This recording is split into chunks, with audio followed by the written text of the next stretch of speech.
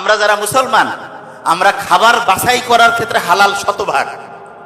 এখানে যদি কাউকে শুকুর দিয়া একটা স্যান্ডউইচ বানাই দিয়ে খাবেন, নাউজুবিল্লাহ, খাওয়াই যাবে না।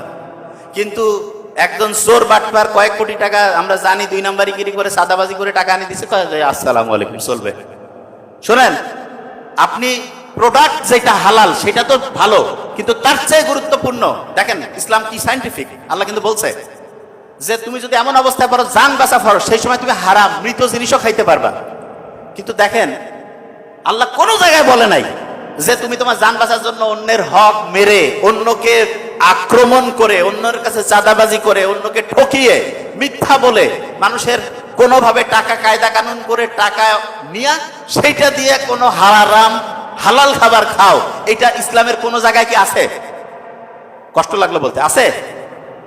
তাইলে হালাল খাবার, ধরেন একজন শুকরের মাংস খাচ্ছে, যতটা হারাম, আপনি হারাম টাকা দিয়ে যদি হালাল খাবারও খান, এইটাও কিন্তু হারাম।